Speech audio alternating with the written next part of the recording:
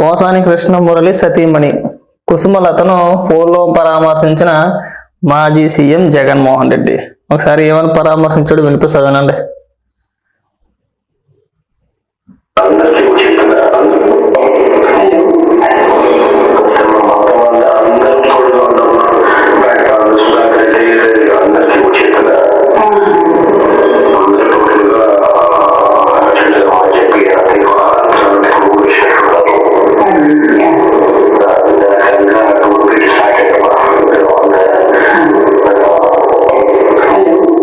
చాలా ఏంటి పరామర్శించాల్సింది? మీ ఆయన చాలా అందగాడమ్మా, చంద్రబాబు నాయుడు గారి కంటే మీ ఆయన చాలా అందంగా ఉంటాడు, దానికి గాను అసూయపడి చంద్రబాబు నాయుడు గారు అరెస్ట్ చేయించారని చెప్పాలా? అది పరామర్శించే విధానం?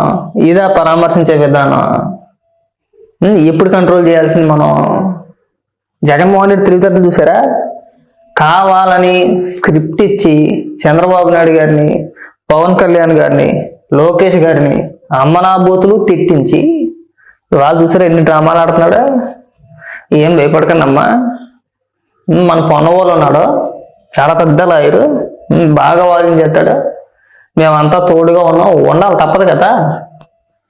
లేదంటే మీ పేరే చెప్తాడు, నాకేం సంబంధం లేదయా, వైసీపీ నుంచి స్క్రిప్ట్ వచ్చింది నేను చదివేశాను. అయ్యా కాస్త అని సిగ్గు అనిపించట్లేదు అసలు జగన్మోహన్ రెడ్డి నీకు? అసలు మీకు సమర్థించడానికి మీకు మనసు ఎలా అవుతుందో నాకైతే అర్థం కావట్లా. అవే మాటలో ఎవరైనా సరే జగన్మోహన్ రెడ్డిని కానీ, జగన్మోహన్ రెడ్డి కుటుంబ సభ్యుల్ని కానీ ఎవరైనా అంత నీచంగా దిగజారిపోయి అక్రమ సంబంధాలను అంటగట్టేసి చిన్న చిన్న పిల్లలను ఉద్దేశించి మీకు పిల్లలు ఉన్నారు, పెద్దది వద్ది, నేను ఇంకా బతికే ఉంటా, చూస్తా, రక్త కన్నీరే అని చెప్పేసి మాట్లాడితే అలాంటి మాటల్ని మీరు సమర్థిస్తారండి? అసలు ఏ విధంగా పరామర్శిస్తావే జగన్మోహన్ రెడ్డి? ఇగో ఇలాంటి వాళ్ళందరినీ వెనకేసుకొచ్చి వాళ్ళందరి చేత బూతులు తిట్టించి అదొక పెద్ద ప్లాన్ వేసేసుకున్నారులే. మనం ఒక 30 ఏళ్ల పాటు అధికారంలో ఉంటాము, ఎవరిని ఎన్ని రకాలుగా అయినా తిట్టచ్చు. మెయిన్ టార్గెట్ ఏంటంటే వీళ్ళల్లో ఉన్న ఆడవాళ్ళని తిడితే కొద్దిగా మానసికంగా కృంగిపోతారు, చాలా బాధపడతారు, మెంటల్గా డిస్టర్బ్ అవుతారు. రాజకీయాలు ఎందుకురా మనకని చెప్పేసి అని ఆ విధంగా అనిపించే విధంగా చెయ్యాలని చెప్పేసి ఒక ప్లాన్ వేసుకున్నారు.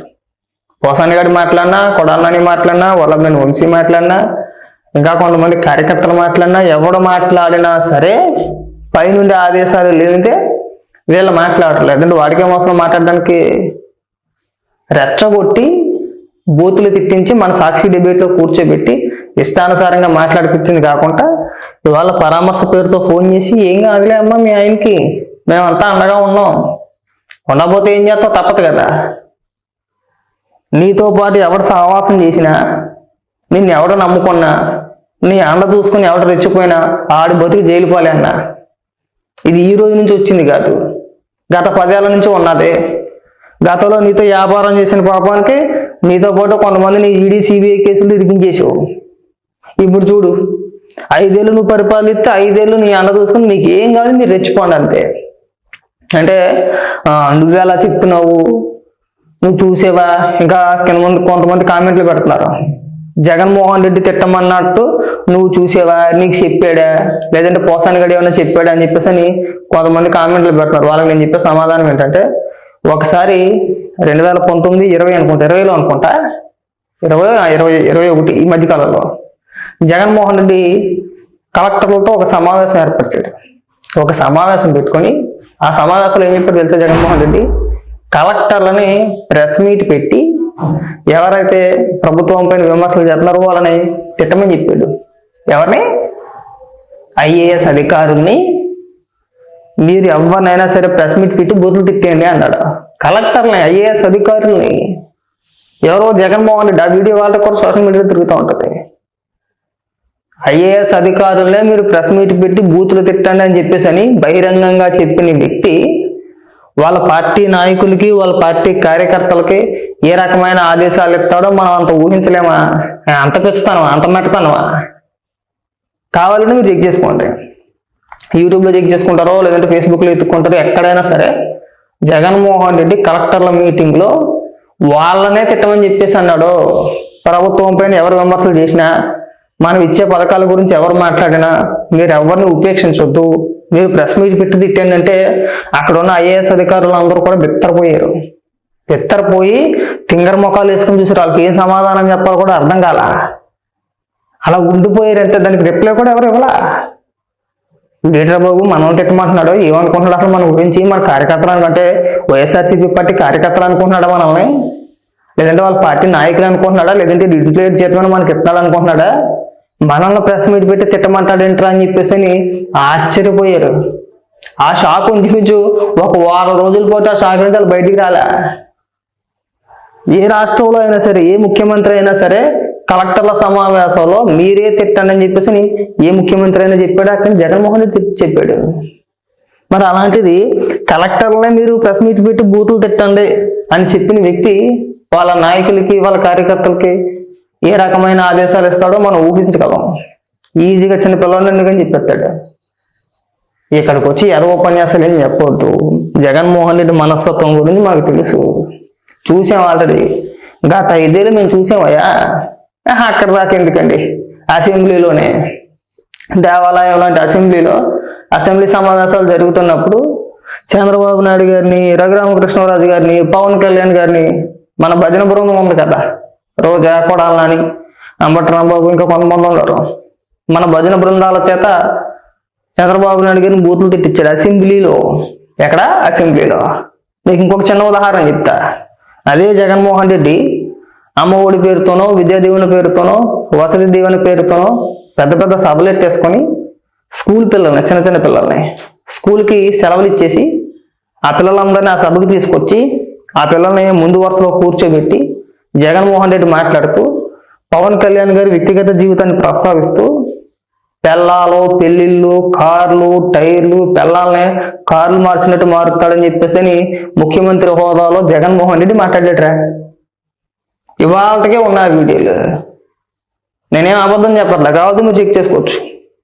అంటే మీరు జగన్మోహన్ రెడ్డి తిట్టమని చెప్తాడా, చాలా హుందాతనం ఉన్న వ్యక్తి అని చెప్పేసి మాట్లాడుతున్నారు కదా, ఒక్కసారి వెళ్ళి చెక్ చేసుకోండి.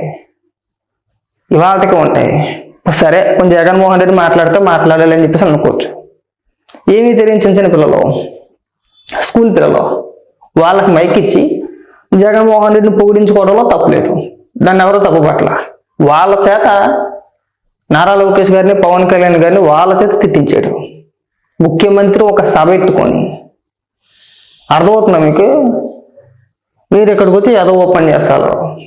రాష్ట్రంలో గత 5 ఏళ్ళు జగన్మోహన్ రెడ్డి ముఖ్యమంత్రిగా ఉన్నంతసేపు ఒకటే టార్గెట్, వైసీపీ నాయకులకు కానీ, కార్యకర్తలకు కానీ, మనం ఎక్కువగా ఎన్ని బూతులు మాట్లాడితే అంత ఎక్కువ హోదాలో మనం ఉంటాం, అంత ఎత్తుకు మనం ఎదగొచ్చు. జగన్మోహన్ రెడ్డి ఫస్ట్ ప్రయారిటీ ఇచ్చేది బూతులు ఎవరైతే బాగా తిడుతున్నారో వాళ్ళకే. ఉదాహరణకి కొడాలని చూడండి, మంత్రిని చేసాడు.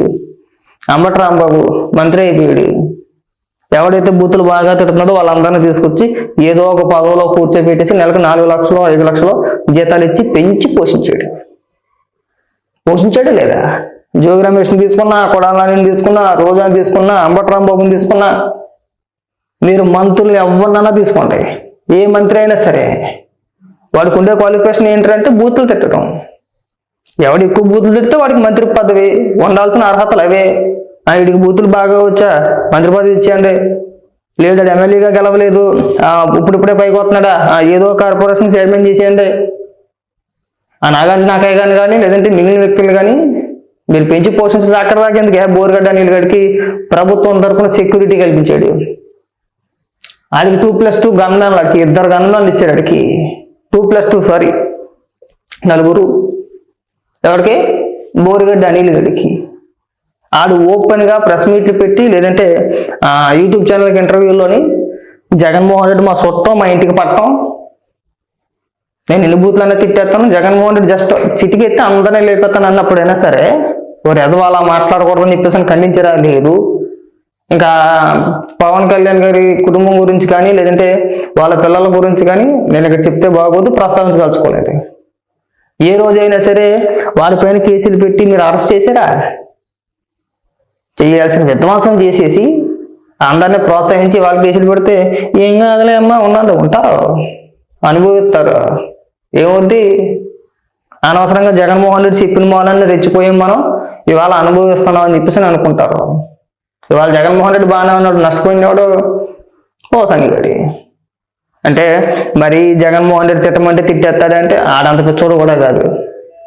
వాడికి ఒక ఆశ, మనకి ఏదైనా ఉన్నతమైన పదవి ఇవ్వకుండా పోతాడా, లేదంటే ఫ్లాట్లు గట్టే ఇవ్వకుండా పోతాడని ఆడికి అదొక ఆశ.